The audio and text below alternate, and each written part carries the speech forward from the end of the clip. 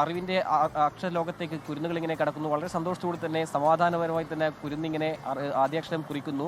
നർത്തകി സോഫിയ സുദീപ്, അതോടൊപ്പം തന്നെ സ്വാമി ഉദിത് ചൈതന്യ, കൂടാതെ ചലച്ചിത്ര സംവിധായകനും നടനുമായ ശ്രീകാന്ത് മുരളി എന്നിവരാണ് ഈ കുരുന്നുകൾക്ക് ആദ്യാക്ഷരം പകർന്നു നൽകുന്നത്. ഏതാണ്ട് 100 കുരുന്നുകൾ ഇവിടെ രജിസ്റ്റർ ചെയ്തിട്ടുണ്ട്.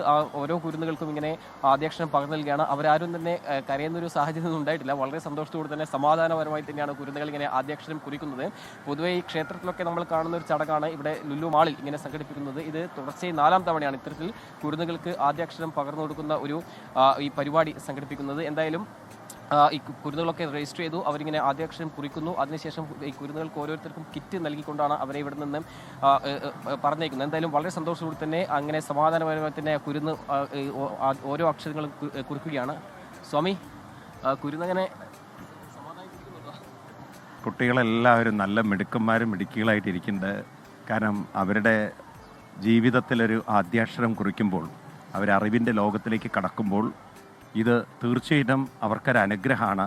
കാരണം ഇതവരുടെ മനസ്സിൽ എന്തെങ്കിലും അവർ പതിയും. അത്രമാത്രം അവർ സുഹൃതികളാണ്, അനുഗ്രഹീതരാണ്. കാരണം ഇന്നത്തെ ലോകത്തിൽ അറിവിന് അറ്റമില്ല. അതുകൊണ്ടാണ് അക്ഷരം എന്ന് വിളിക്കുന്നത്. നാശമില്ലാത്തതാണ്. അറിവാണ് മനുഷ്യനെ സംസ്കാരമുള്ള ആളാക്കുന്നത്, സുഹൃതിയാക്കുന്നത്. അറിവ് ദൈവീകമാകുമ്പോൾ അത് അനുഗ്രഹീതമാവും.